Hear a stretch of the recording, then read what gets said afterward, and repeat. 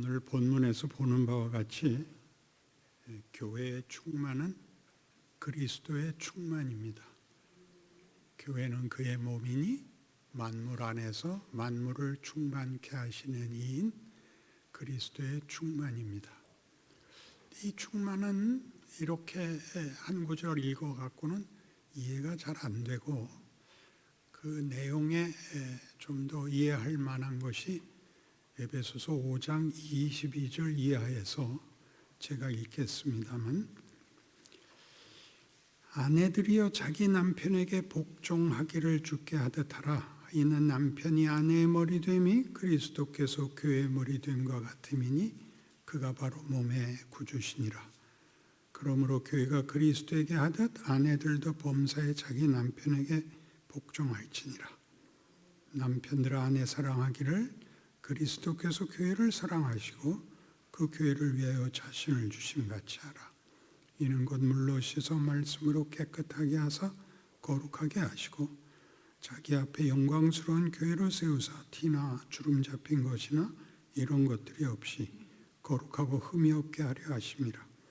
이와 같이 남편들도 자기 아내 사랑하기를 자기 자신과 같이 할지니 자기 아내를 사랑하는 자는 자기를 사랑하는 것이라. 누구든지 언제나 자기 육체를 미워하지 않고 오직 양육하여 보호하기를 그리스도께서 교회에게 함과 같이 하나니 우리는 그 몸의 지체임이라. 이렇게 됐습니다.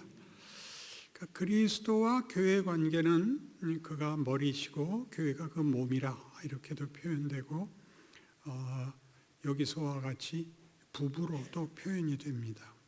마지막 심판의 자리도 신자들에 대한 심판의 그 영광과 보상은 어린 양의 혼인잔치라 이렇게 되어 있죠. 그리스도께서 우리와 하나가 되신다. 그리하여 그의 충만하심이 우리의 충만함까지 된다라는 이 내용은 부부에 관한 것으로 우리의 이해를 돕고 있습니다. 그런데 22절 이하에서 지금 읽은 이 내용으로 보자면 부부에 대한 성경의 요구는 상당히 엄격하고 대단히 느닷없습니다. 그러니까 아내들이여 자기 남편에게 복종하기를 주께 하듯 하라. 이 구절을 읽었는데 아멘 한 것은 아까 어느 여성분 하나뿐이었습니다. 이건 절대 아무도 아멘하지 않는 구절인데 뜻밖의 아멘을 들었습니다. 그래서 이제 여성분들은 큐티할 때 이거 절대 안 합니다. 남편에겐 사랑하라 그러고 아내에겐 복종하라 그래서 이거 성경이 그러지 않았느냐 하면 바꾸자 그래요. 우리가 사랑할 때니 남편 보고 복종하라고 제발 좀 해달라고.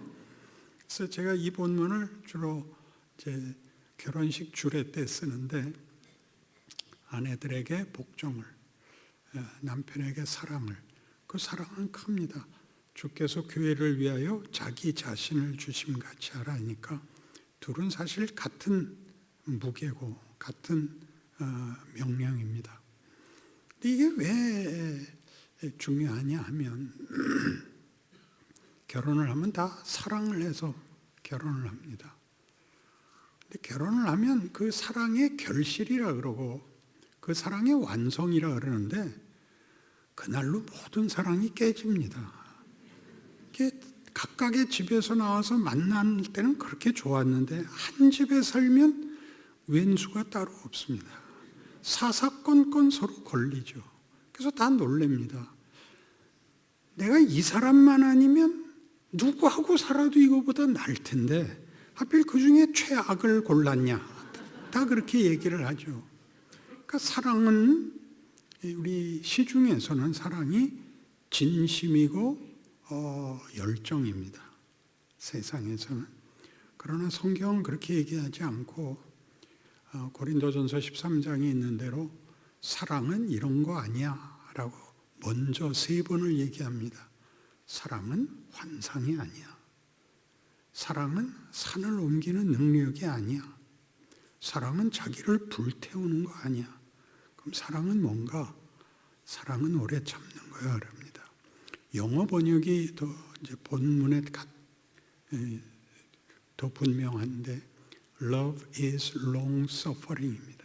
그러니까 직역하면 사랑은 죽을 때까지의 고통입니다.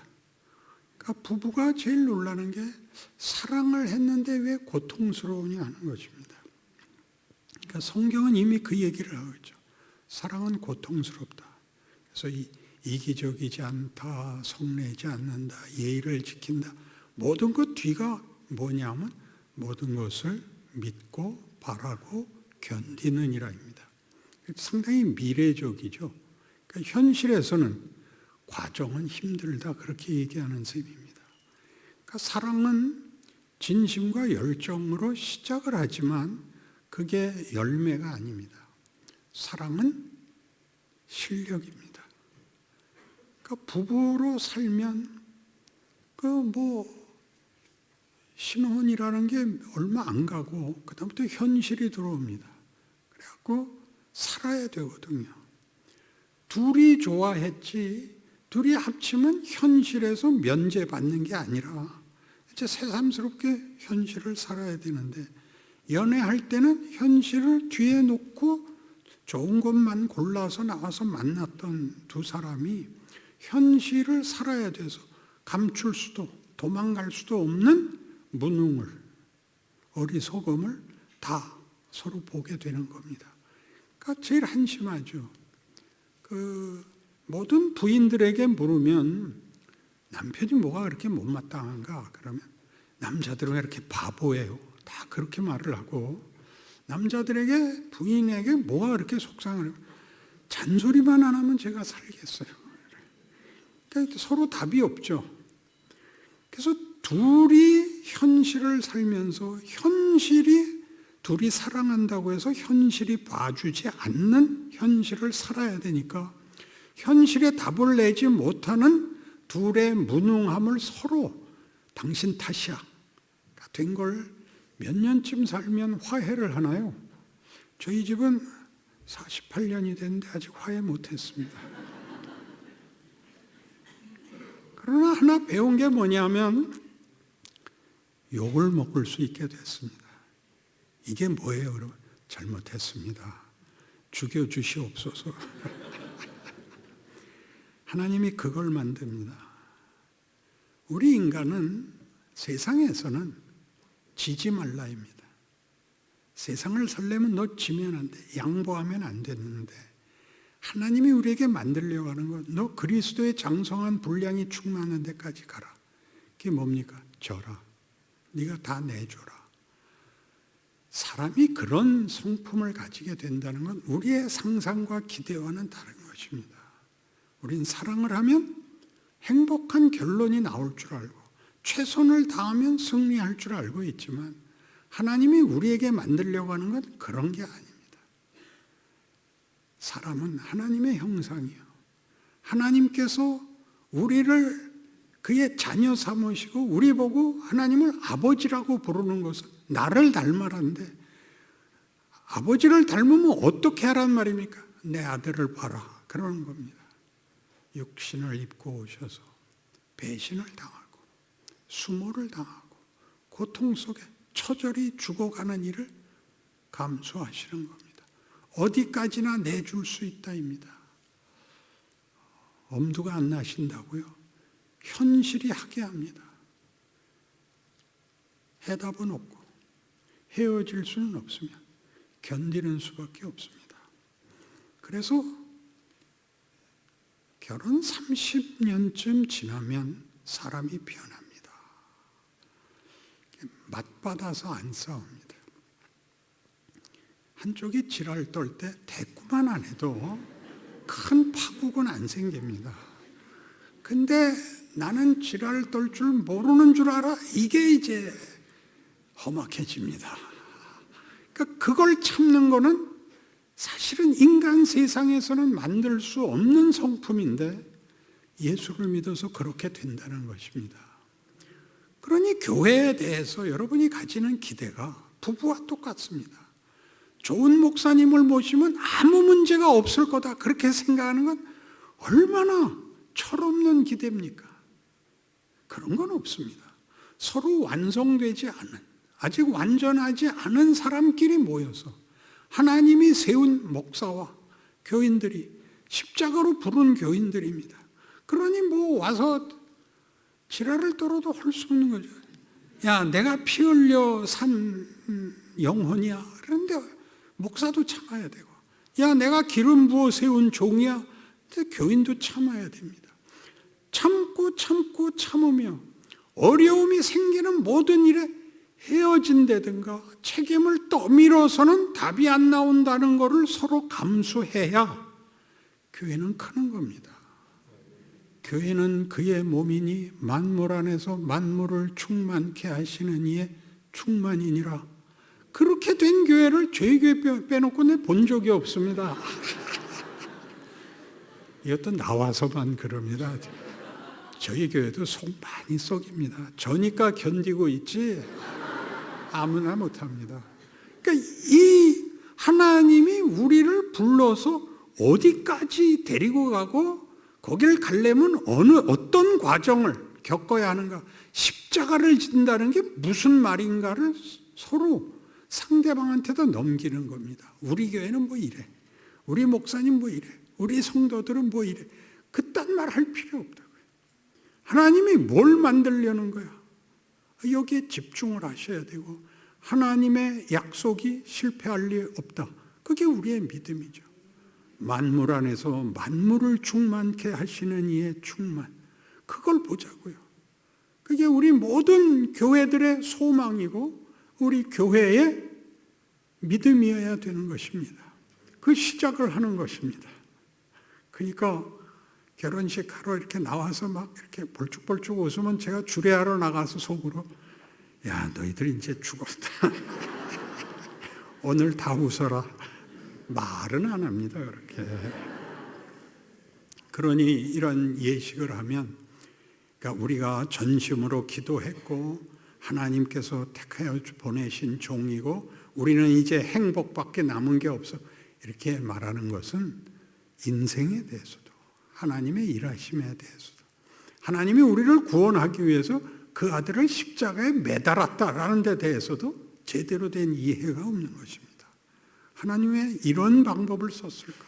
그냥 고함 한번 지르면 될 일을 왜 이런 식으로 했을까?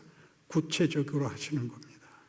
하나님 혼자 좋게 결론을 내는 게 아니라 우리를 그 열매가 되게 만들어가는 과정을 요구하십니다. 구원도 하나님이 친히 시간과 공간에 묶여서 사람들의 비난과 외면 속에서 만들어 가듯이 한 교회, 모든 공동체의 신앙인들의 자랑과 목적지는 이런 구체적인 과정을 통해서 시행착오 속에서, 어리석음 속에서, 실패 속에서, 눈물과 한숨 속에서 그걸로 끝나지 않는 하나님이 고집부리시는, 하나님을 사랑하는 자, 곧 그 뜻대로 부르심을 입은 자들에게는 모든 것이 합력하여 선을 이루느니라. 좋은 일로 선을 이루는 게 아니라 잘못된 일이 있을지라도 잘했다 잘못했다가 운명이 되는 게 아니라 그 모든 게 우리를 키운다는 거죠. 우리는 잘못해서 멈춰버리는데 잘못한 것이 유익이 되게 하십시오. 모든 훌륭한 사람들의 고백은 내가 치명적인 어리석음을 저질렀기 때문에 사람이 됐습니다. 나는 그때 그 일을 두고 평생 다시는 내가 이러지 않겠다고 결심을 했습니다. 이렇게 크는 것입니다. 하나님이 은혜를 베풀지 않으면 지가 이기면 지가 잘한 걸로 알고 지가 실패하면 그게 끝이라고 목숨 끊어버리고 많은 세상에서 우리만은 하나님이 얘야 괜찮다, 더 가자, 괜찮다, 내가 괜찮다 그러는데 뭐가 걱정이냐, 이렇게 우리를 붙잡아 하나님이 우리로 당신의 영광의 찬송이 되게 하시겠답니다. 놀라운 약속이죠. 이 믿음과 이 위로가 오늘 이 시작으로부터 앞으로의 송파제일교회 역사에 놀라운 결실과 자랑과 찬송이 되시기를 바랍니다.